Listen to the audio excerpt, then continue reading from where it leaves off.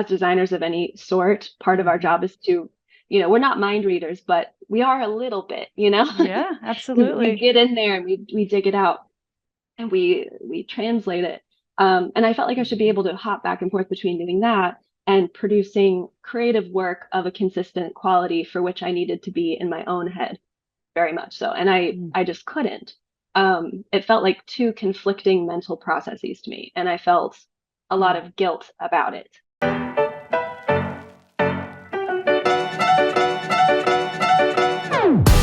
Welcome to the Designer's Oasis podcast. I'm your host, Kate Bendewald, interior designer, mama, and CEO of a thriving interior design business built on authentic word-of-mouth referrals. It wasn't that long ago that I stepped away from my corporate architecture job to build my own dream, one that would allow me more time with the people that I love, the ability to serve my clients at the highest level, and to make a great living. It wasn't always easy, and I've made my share of mistakes along the way. Fast forward to today, and I've learned a thing or two. This podcast is for you, the inspired, creative, ambitious, and let's admit it, occasionally overwhelmed interior designer who shares this dream of transforming lives by transforming homes. Join me and my guest each week as we walk through practical ways to build an interior design business you love and helps you transform your clients' lives. You can do this. Thank you for letting me spend part of this day with you. Let's get to it.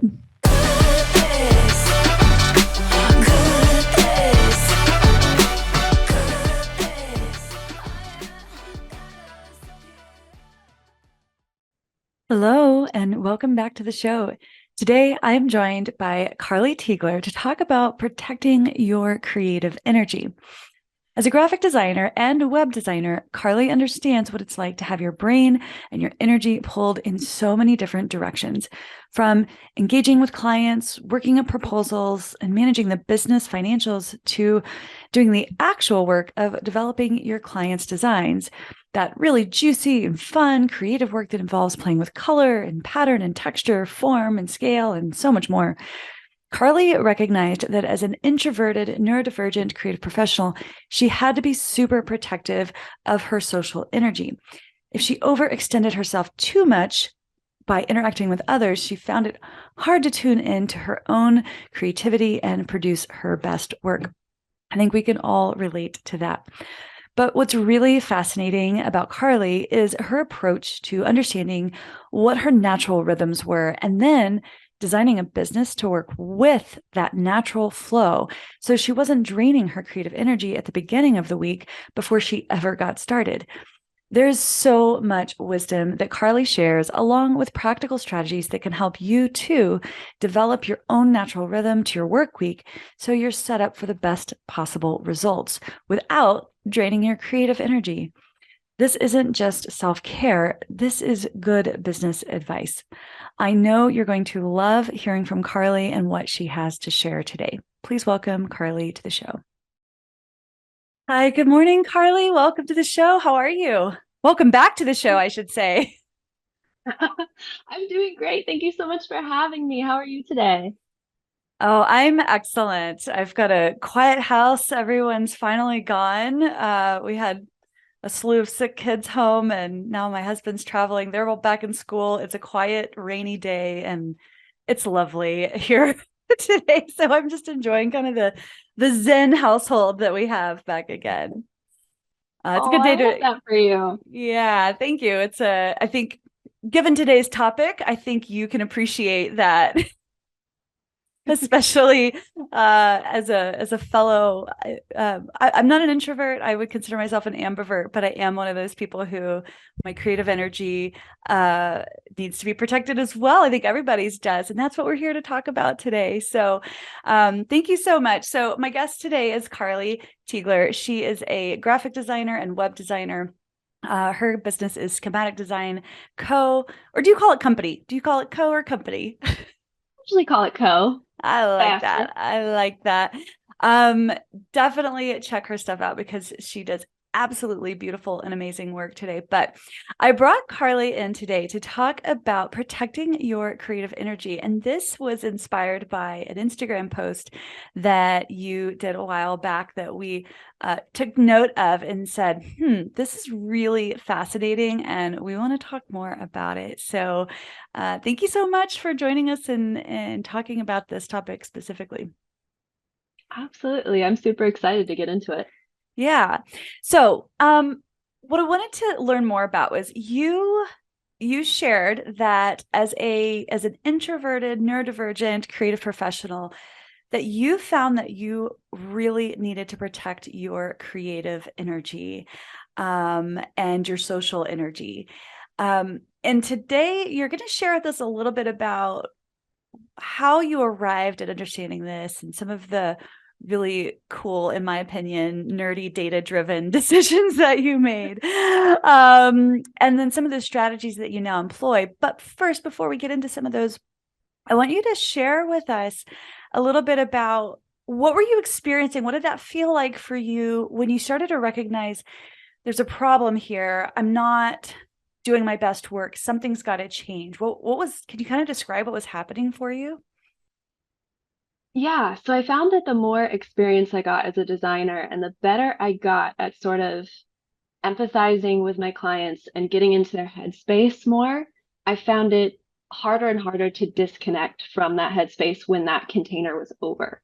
Um, Mm. and the more that started to happen, it started to feel like a real weakness at first. I felt like I should be able to hop back and forth effortlessly between sort of having those strategic conversations and really, as designers of any sort, part of our job is to, we're not mind readers, but we are a little bit, Yeah, we absolutely. get in there and we dig it out and we translate it.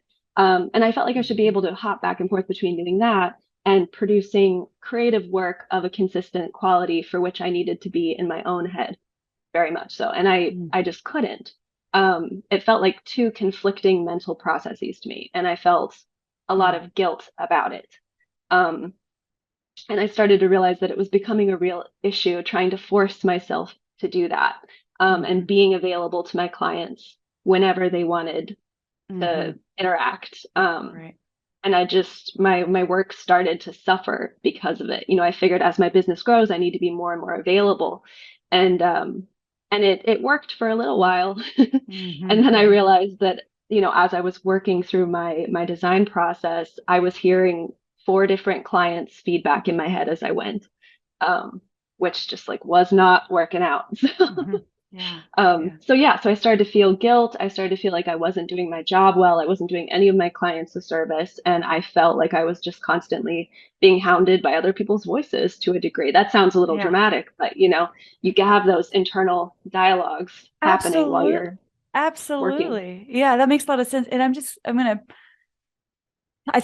I'm thinking about interior designers. Our work is very similar in the way that you are expected to listen, absorb, translate through the creative process what your clients have told you, and problem solve. And I know for myself, and I would assume most designers, when you're in that creative process, even before you've presented anything, you're already thinking, what are they going to say? What are they going to think Mhm. of this or that? And that if you're not conscientious of that, it can be a creative drain. And so interesting too that you, and I think this is probably true for a lot of women, that you would feel guilt around that. Mhm. I don't, I don't, not judging it at all. I just find it interesting that that's how we respond. And I don't know if it's a woman or man thing, but so tell me, okay, so go on. So you were feeling guilty because you're having to go back and forth between this sort of left side of your brain strategy, thinking about data, thinking about problem solving, and then also the visuals, the color, the flow. Um, and those are really working two different sides of your brain and transitioning, plus communicating with your clients, right? That verbal side of our brain that is functioning when you're interacting with others. Yeah. So for you, it was really hard to kind of go back and forth between them, which makes so much sense to me. Hmm. Yeah, yeah, it was a whole thing. And coming to that realization, I fall into the fallacy a lot where I'm like, okay, if I can identify the problem, identifying it will be enough, and I'll naturally stop, or I'll naturally find ways to work around that issue. And Mm-hmm. that did not happen with this. I think I gave it about a year before I reached out to someone for some support around it. Yeah. And it got to the point where it really started to impact my confidence in my ability to, run a business. Um, Sure. and it started to feel like running a business by default had to be hard for me. And I just wasn't someone who could have a business that felt natural and flowy. And I was like, okay, that's not for me. And the moment I realized that Oh, that was the inner narrative, I remember the exact day that I was like journaling and thinking, why is why is this so hard, and why does it feel so hard to break out of this pattern? And like the thing that came up was like, well, you're not someone who it gets to be easy for. And I was like, I got to bring someone in. I got to bring someone in to snap me good out of for this. you. Good for you. Yeah. Good for So, you for recognizing, no, that's bullshit. Why not me? yeah. Like, I have a gift. I have something that the world needs. I have something to offer here. This is not something that can, is going to derail me. I remember feeling this way at moments in my career where, from the burnout, it's like, I don't know if I'm cut out for this. I just don't. Hmm. Yeah. But good for you for getting support, because support, you can't be expected to do it all or figure it out. That's definitely been the thing in the past that's helped pull me out of those moments. Okay, so you found some support. Did you work with a coach? I did. I worked with a business slash mindset coach. She kind of spans both a little bit. Okay. Um, Yeah. And so working with her was transformative because it was the first time I had ever, I'd worked with mentors and coaches before in group containers and just never on a one-on-one, basis. Mm-hmm. And it was always the idea was always like, here's what worked for me, here's how you can replicate it. And in this scenario, it was more like, how does your brain naturally work? And how can we make your business work with that instead of trying to retrain your brain to fit these processes? How Um, refreshing. yeah, it felt so good. Like, wait a Yeah. second, you're not going to prescribe a checklist of things for me to do. We're going to actually like study this. And okay, so what did she have you do? So she sort of helped me break down the way I would like to work and actually got me to admit the way that I would like to work with people, which I hadn't fully allowed myself to think about. Yeah. Because I didn't really think I had the option.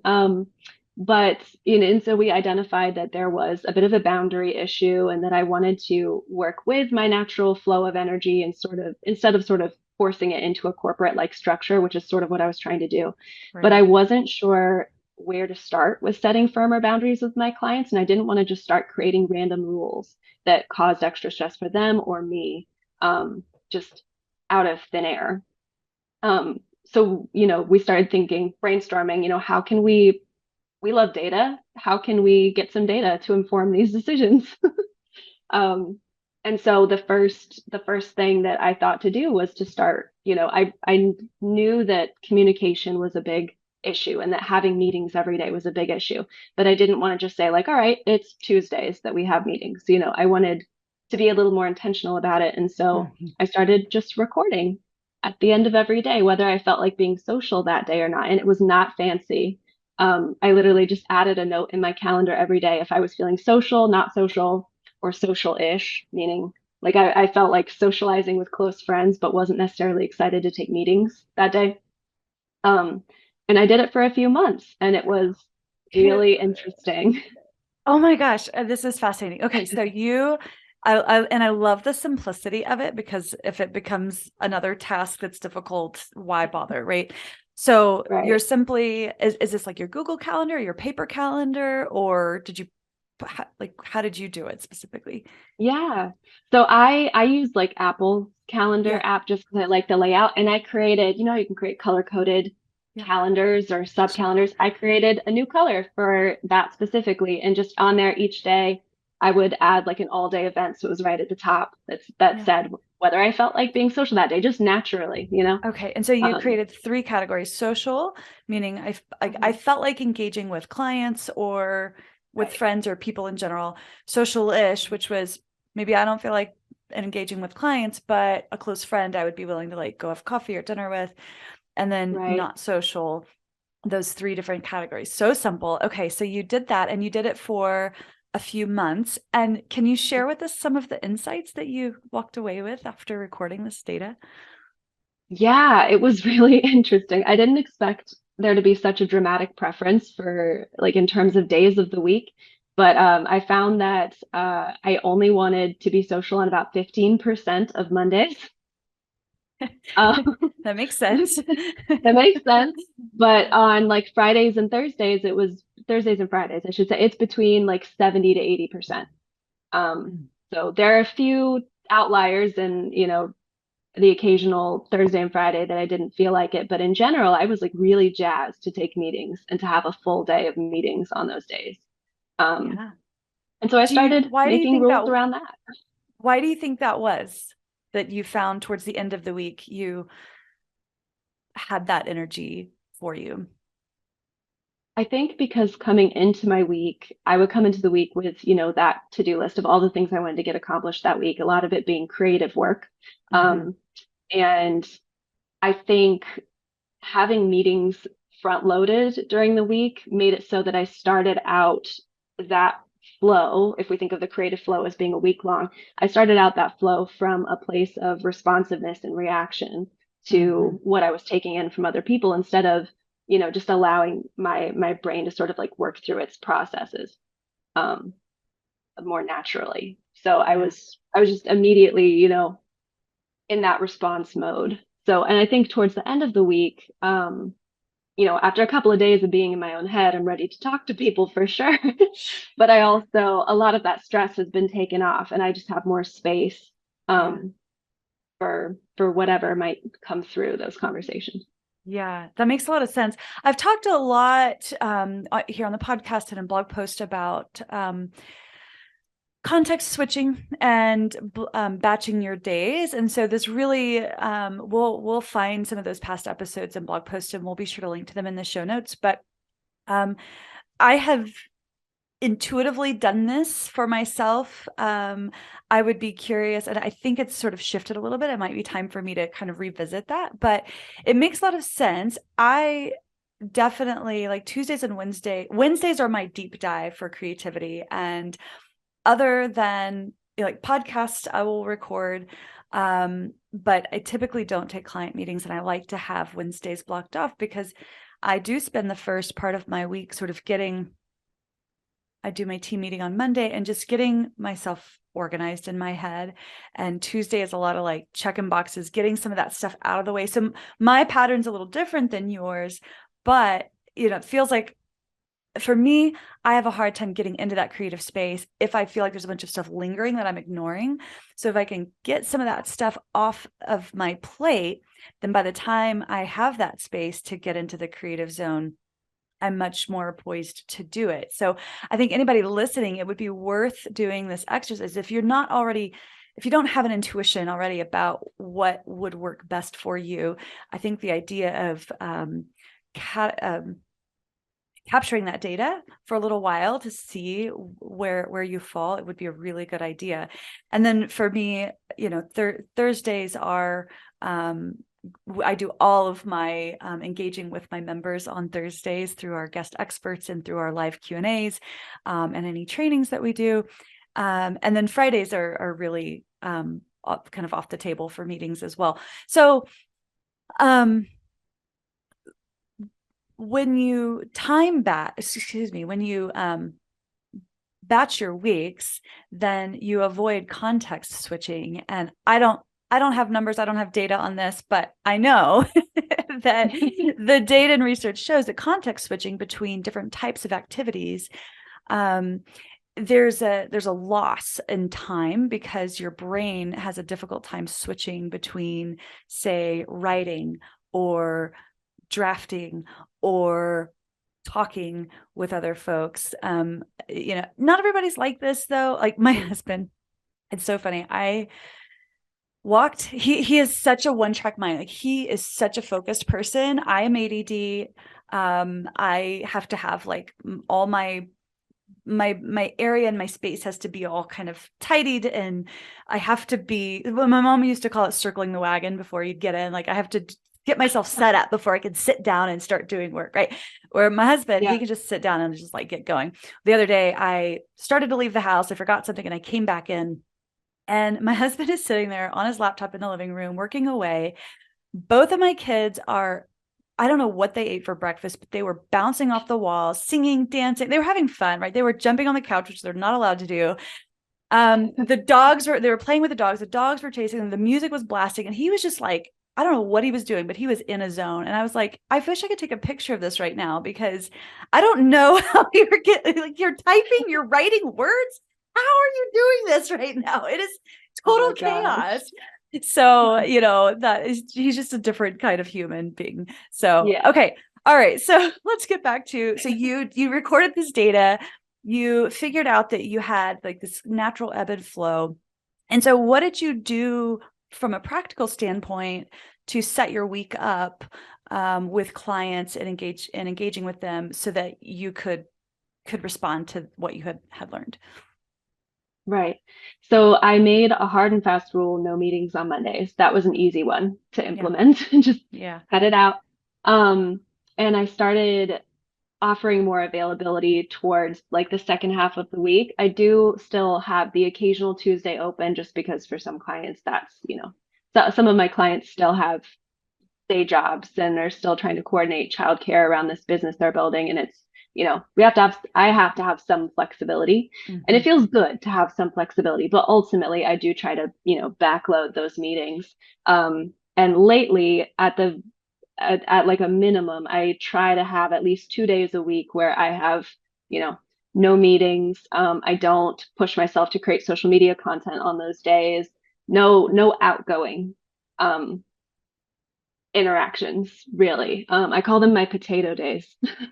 Ooh, tell me about this potato days. What does this mean? It just means I don't have to get dressed. I don't have to do anything that I don't, want to do to make myself feel presentable. I can just be a potato and put on my background, hyperfixation playlist on Spotify and just zone into whatever work feels good that day. Which is usually like the more creative work, but I just call it a potato day because I'm like, I'll just be in my PJs. I'm a potato. Yes. Oh my gosh, this is so cute. I love that you even have a name for it. Go back, because this is something new that I have discovered. You called it hyperfixation playlist on Spotify. Can you tell our audience what that is and how that works? A little side note. Yeah. So I have ADHD myself. And I do mix up my sort of background noises, but I typically do well with some amount of background noise while I'm trying to really focus. And there's specific types of music. Some people call it like lo-fi or binaural music, which are two different things, but it's supposed to be really good for helping you sort of like focus and giving you just enough sort of stimulation to help you sort of zone in. So there is an ADHD hyperfixation playlist on Spotify. I can't remember if Spotify made it or if it's from someone, but if you look it up, there's like one that pops up at the top that's very good. Yeah. Well, I don't know that I've come across that one yet, but we'll find it. We'll link to it in the show notes. Yes, I too have, and it's often done best with headphones in because it's that bilateral stimulation that sort of helps with the left and right brain integration. It's really fascinating science if anybody wants to do a deep dive into that.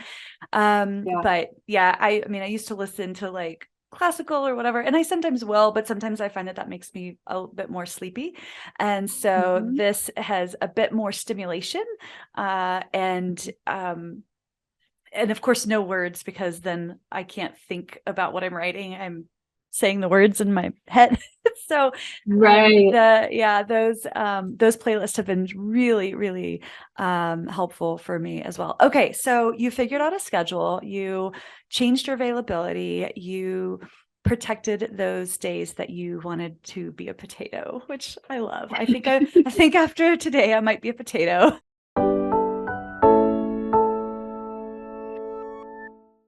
Hey designer, are you tired of wasting precious time with prospective clients who are not a right fit? Do you experience imposter syndrome because you know the back end of your business is kind of a hot mess? Perhaps you're experiencing growing pains and you don't have the tools, resources, or team to support you. I get it. I've been there. As an ambitious interior design business owner myself, I know the roller coaster ride this can be. Over the years, I've learned a thing or two about running a profitable word of mouth design business, and I want to help you find success too. How would it feel to wake up and face the day knowing exactly what to focus on next, having a roster of enthusiastic clients, including a paid waitlist, and having the space, time, and creative energy to develop projects that you are proud of and are portfolio, if not press worthy? I want to invite you to learn more about the Interior Designer's Business Blueprint, a business coaching program designed exclusively for interior designers who want to serve their clients at the highest level while making good money, but without the burnout and overwhelm. If you're ready to get off the roller coaster, you don't have to do it alone. Join me inside the Interior Designer's Business Blueprint and get the tools, teaching, and community you need to pave the way for an interior design business your clients love and you are proud of. To learn more, grab the link on your audio player or head to designersoasis.com/blueprint. That's designersoasis.com/blueprint.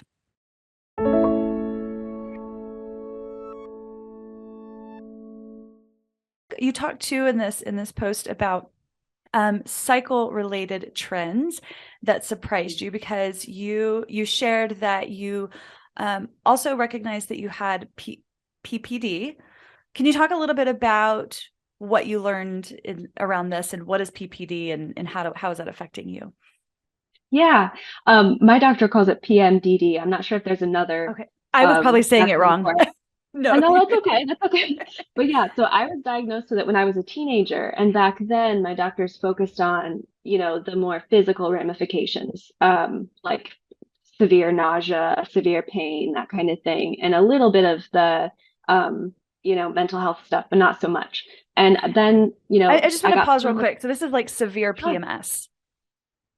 Essentially, yeah, but with a much heavier, like a much heavier dose of anxiety and depressive episodes and that sort of thing. No fun at all. So, Okay. yeah.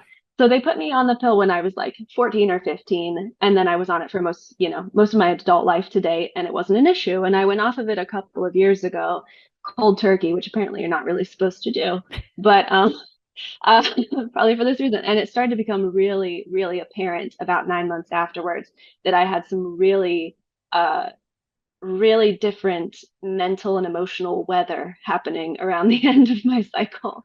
Mm-hmm. And it really impacted my sort of day-to-day experience. And so I started tracking that really closely as well.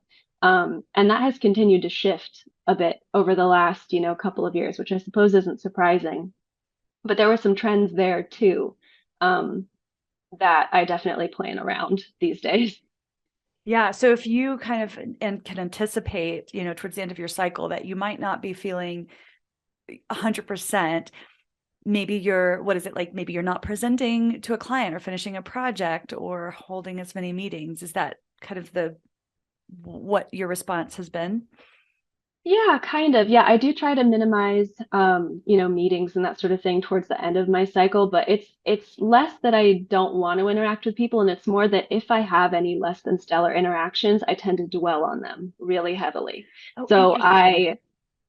so I try to use more passive forms of communication around that time. Like instead of scheduling a meeting to go over something with a client, I'll record a Loom video explaining what I want to talk to them about and then send it to them and just ask them to send me written feedback because it just minimizes the risk of a weird interaction or something. It's not like it happens often, but we can't, Sure.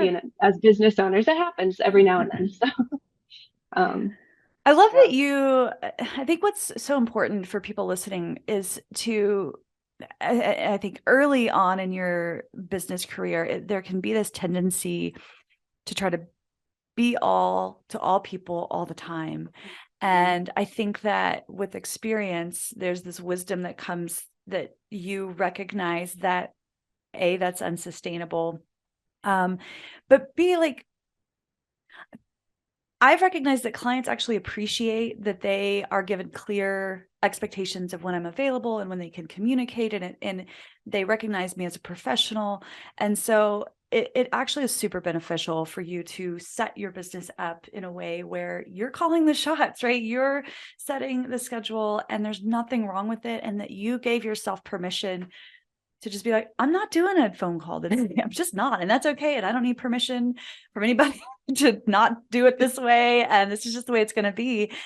And we're all going to be better for it. And everybody's going to be okay. And the client's going to get their information and it's all going to be okay. And so letting loose of those reins a little bit, I think is just really wise. And I'm so inspired that you gave yourself that permission. Okay. So there's something else that you shared that I think is really important. And I think that there's going to be a lot of head nodding from the listeners on this one. But you say that aside from managing your social tank, that your creative energy is also heavily impacted by decision fatigue.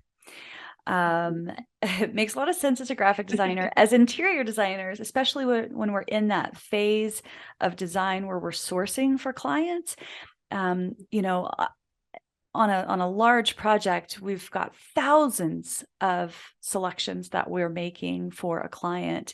And for every single specification, you're going through things like you're looking at, is this a right fit from a style perspective, size, dimensions, availability, cost, materiality, is the materiality of it appropriate for this application?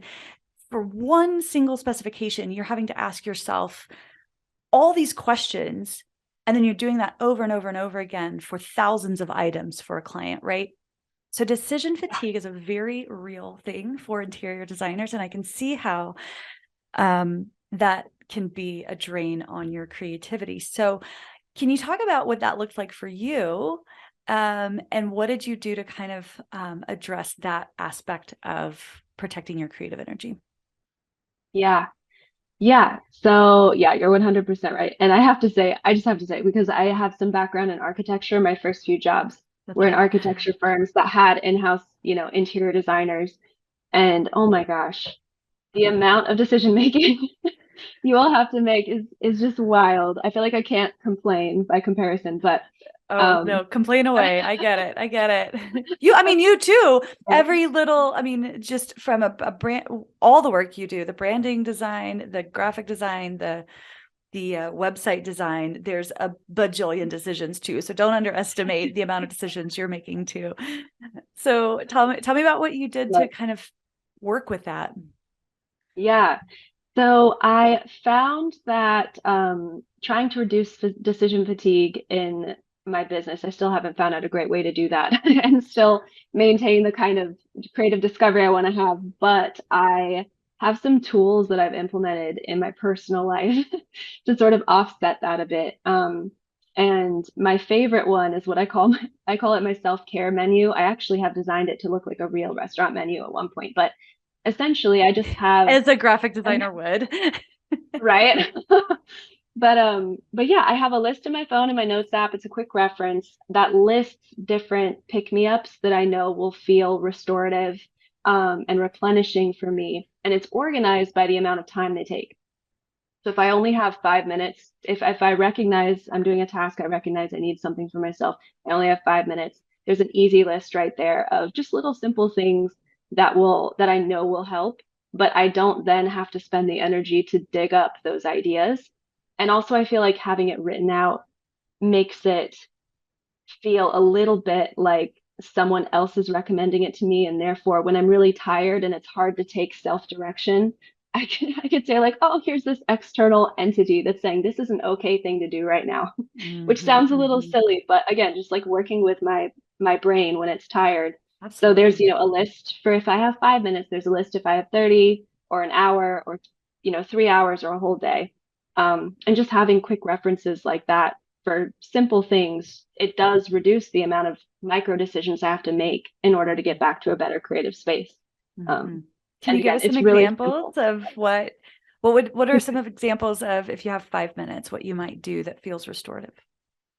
Yeah, if I have 5 minutes making like a cup of tea, but Mhm. like a nice cup of tea, like a loose leaf tea, a little more effort than I might otherwise spend, cuddling with my cat, just like stepping outside and spending 5 minutes in the sun, um, Mhm. sticking my hands in some dirt. There's some there's some That's, research to I suggest that the love microbes, that. yeah. Um, yeah, taking a quick cold shower, that sort of thing. Just Yeah. simple things, nothing complicated, nothing that would take me, too far out of my typical physical space that I need to be in to get back to that task. Because if it's just 5 minutes, I know I need to get back to it. Yeah. But yeah, simple stuff. I love that. And can you give us a couple of examples if you have 30 minutes, what you might do? Yeah, if it's 30 minutes, I might like take a walk around the block. I might, again, I feel like I might repot a plant because my plants always are getting root bound. Yeah, Um, because you're a good I plant might, mama, apparently. I'm not somehow, they keep dying. But anyways, Oh, yeah, I those are might great. read part of a book, do a quick yoga session. I am a big Yeah. fan of YouTube yoga and Pilates, Yeah. that sort Yeah. of thing. I love that. Yeah. Yeah. Yoga with Adrienne is one of my favorite Mhm. go-tos. She's also a fellow Austinite. We'll link to all of these. I love that you've got this quick reference list that you can just peek at, and then you're not having to like think about what to do. You're like, here's a list, do one of these. Um, Uh, it's so interesting that you mentioned there's research around putting your hands in dirt, as it's gardening season for me. I love to garden. And I was gardening on Sunday, and I started out with my gloves on because I've got, my nails are manicured. And after a little while, I was like, screw this. I'm getting my hands in the dirt. And it just felt so much better. And I didn't care. I was like, oh, I feel like I could actually just work better. But there is something very like primal about putting your hands in the dirt. So I'm doing a there lot of is. that lately, and it feels really good. Specifically for designers, I'm thinking about the ways that we reduce decision fatigue. There's a couple of things that I just want to mention. I've always talked about everything needs an SOP, right? Because if anything that is a repeatable process, or if you do it more than once a month, like it needs an SOP. Because I know for me, like when it's time to bill clients for the month, if I have to sit and think about where's the website, what's the URL, what login, like what are the steps, and some of it is, even though I know what to do, pulling up that list just eliminates the need to think about it. So Mhm. SOPs are super important way for you to have information documented so that you can just bang it out without having to think about it. Um, Budgeting templates, and we offer all these kinds of things in Designers Oasis, but budgeting tools, your scripts for phone calls, all of those tools are things that are going to help you eliminate decision fatigue. Putting together a proposal, right? Having tools available that help you not have to recreate the wheel every single time. There's so much, so the creative process itself of like getting into the mind of the client and the needs of the project, that's where the real creative juices flow. And you really want to Mhm. save your energy for that. But there's so much of what we do that is repetitive and doesn't necessarily require a ton of creativity. And those are the things that you can truly build out a set of tools within your business to help you eliminate having to make a bunch of decisions, because you're going to have to make decisions in the creative process. Let's save that energy for that. And so I think tools and templates are really important aspect of running your business, any business really. But so that's an important piece too. I was at a Absolutely. I was at a restaurant the other day, and um, the server asked me, like, I don't know, I just ordered like a salad or something. And they're like, do you want this or that? Like grilled chicken or breaded chicken, this dressing or that dressing? Do you want it tossed or not tossed? I was like, I don't care. Just bring me the freaking salad. I don't care. Just stop asking Yeah, questions. And that was clearly a day that I had like, that was done making decisions. Don't ask me to make any more decisions. So the decision fatigue totally. is so real. Okay. There's one last thing that you mentioned, and I am super interested in learning about this. You use the Shortcuts app on your phone that you say runs you through a set of prompts to see what kind of support you need in that moment, and then suggest ideas that work for you. Can you elaborate a little bit on that? I have an iPhone, so I have the Shortcuts app, but I do not currently use it because I don't know how it works. So That's fair. fill me in.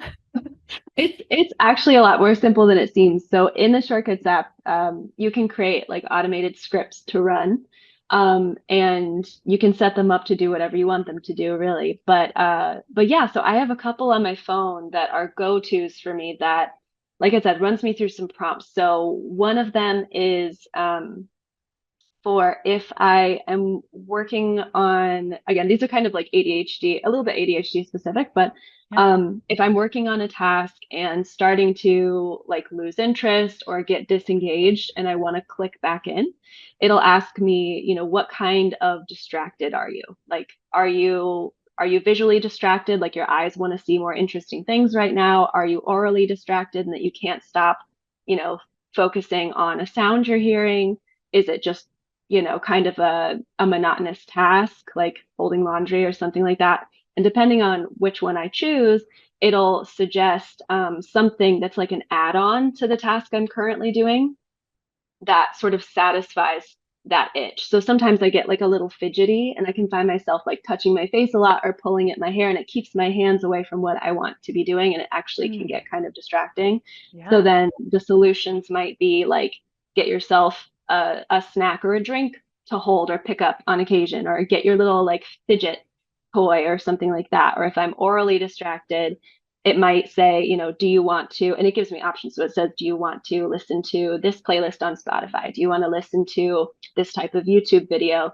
And then when I click yes on one of those things, it either opens up the app or playlist that I am referencing, or if it's something like going and getting a snack, it'll set a 10-minute timer for me so that if I start to get too over fixated on what that snack should be and I get totally distracted, an alarm will go off in 10 minutes saying like, okay, make a decision and get back.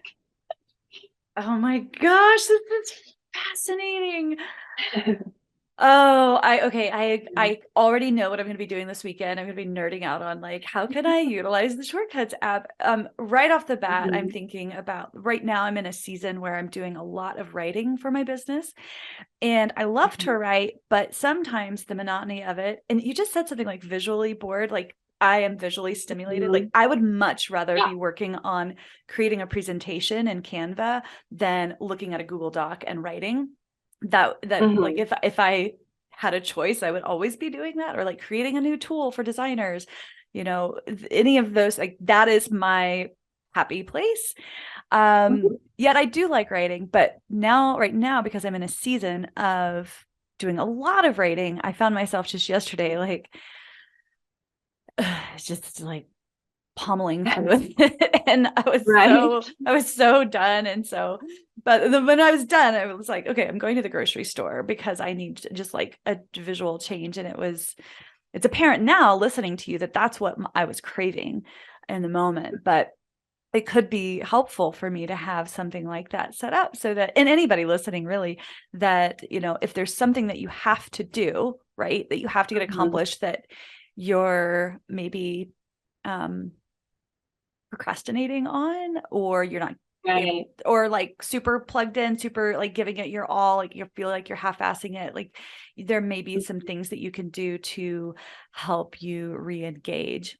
There's this interesting idea that procrastination is a symptom or is a sign of wisdom, and that there's something there that's keeping you from doing it. And I've been intrigued by that idea, but I'm like, yeah, but more often than not, it's something that has to be done. And it's just something I don't want to do. Yeah. So knowing the wisdom is knowing whether this is something that can be pushed back a little bit and come back to it, which Right. sometimes you just need to do, right? Sometimes you're just like, you Oh know what? yeah. I just don't have the energy to do this right now.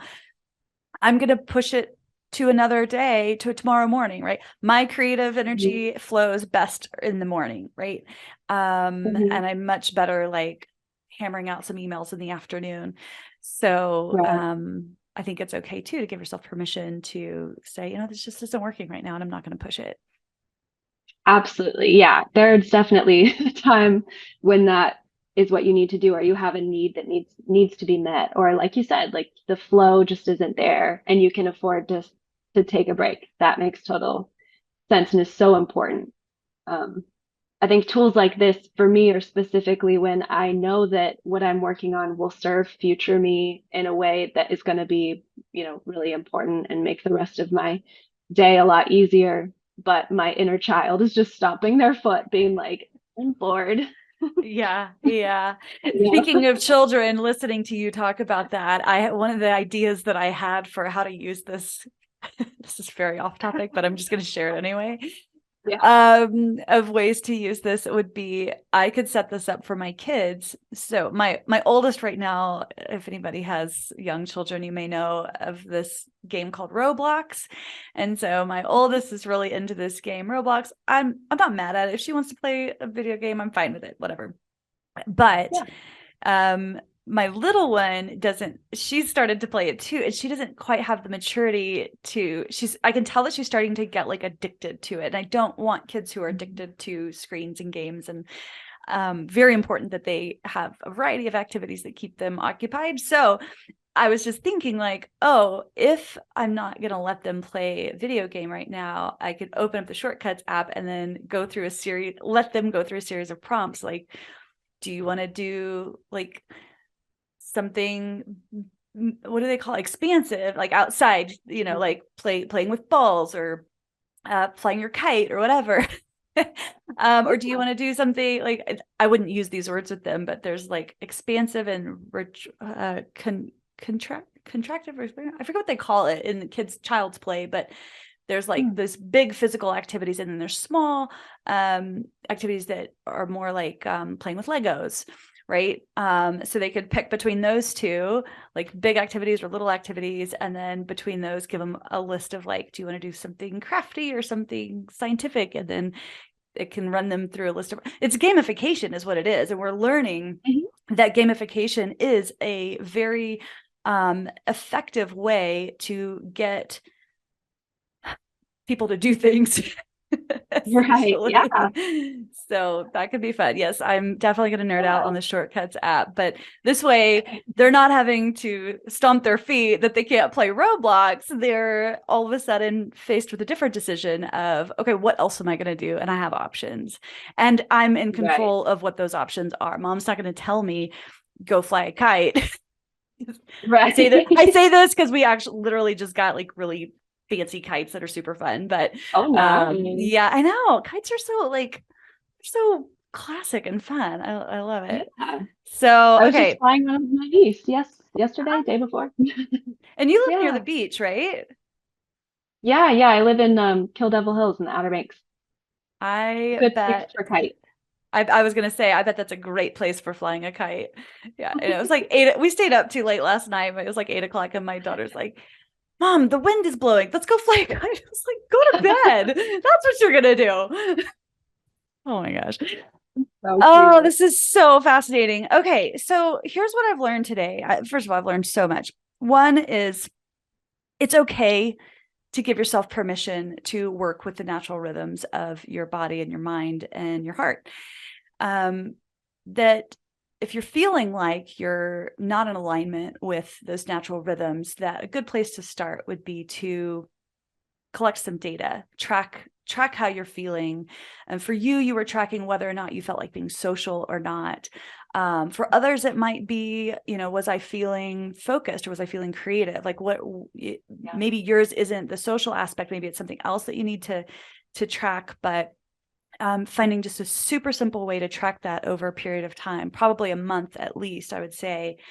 And then to look back and look for trends and see what you discover.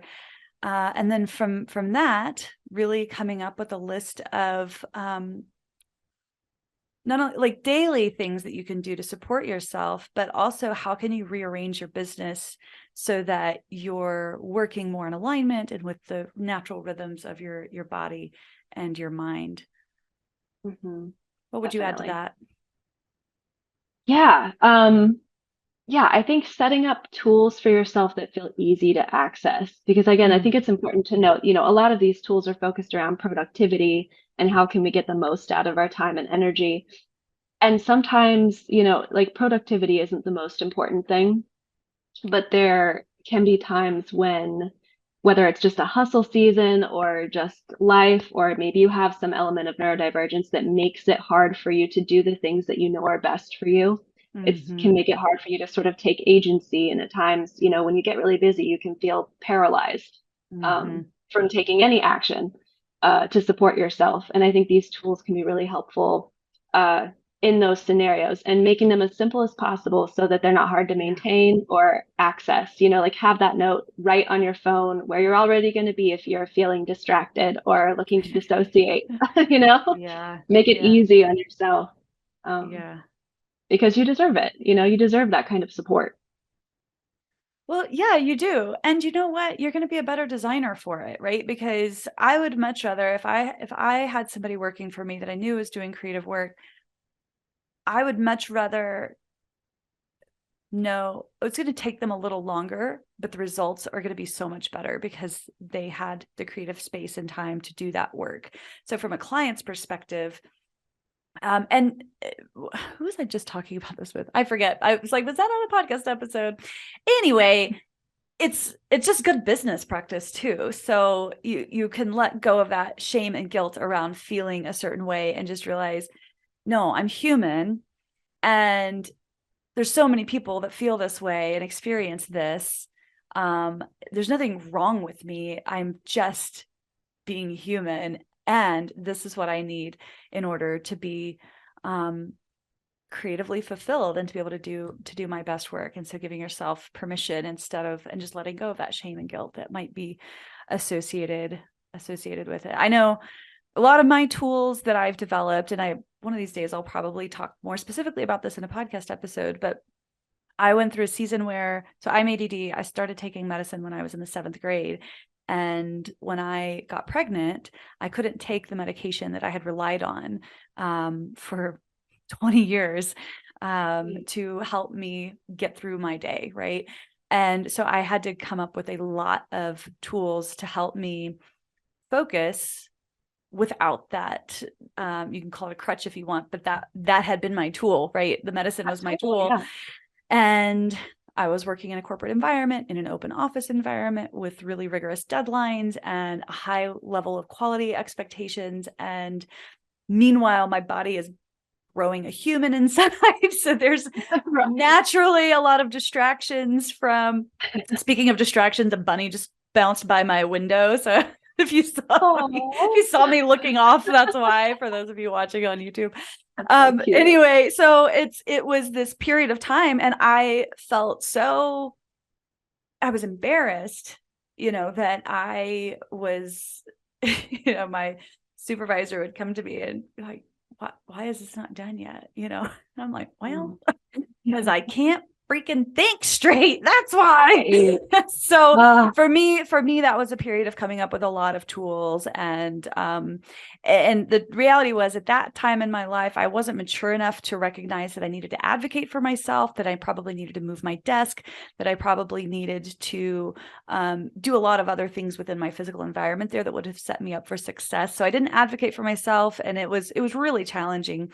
But the time timer is one of my big go-to tools that helps keep me focused, that visual timer, so that I'm staying on track, turning off my I use Gmail, so I can use the pause feature, and it pauses my inbox so that I can oh, cool. reference my email. I can go back, because I'm always referencing things back in emails, but I'm not going to get distracted by new emails that are coming in.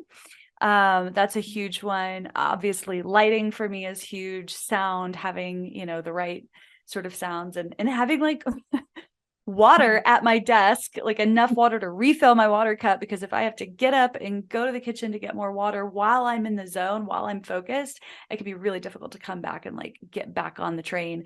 So there's all sorts of tips and tricks and hacks that you can, if you're mindful about it, that you can figure out that can work for you to help you really protect that creative energy and stay focused when you're in it. So this has been so much fun to chat with you about this. And I think there's a lot of people that are going to feel seen. First of all, they're going to feel seen when they hear this, like, oh, okay, this makes a lot of sense. And I think really some new ideas for ways to take care of yourself in these moments. So really appreciate your time and coming and sharing all of this with us. Carly, where can our audience find you online if they want to follow along?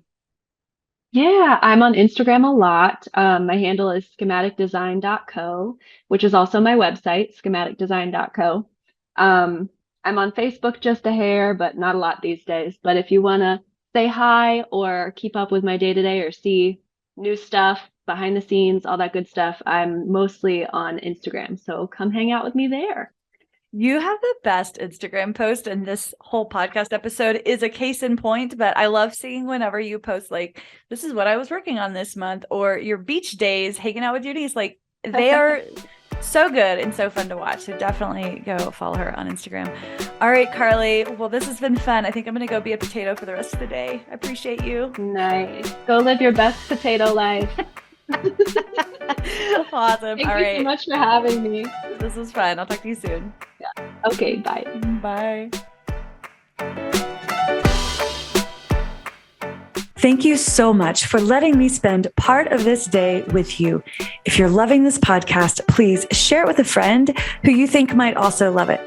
Or perhaps you can take just 30 seconds to open your podcast app and leave us a 5-star rating. And if you have just an extra minute, go ahead and leave a review. This helps me so much, and it helps other designers like you to find the podcast. It also adds fuel to my motivation to keep making great episodes just for you. However you choose to help, please know I appreciate you so very much. Thank you, my friend. Have a wonderful rest of your day, and I'll see you next time.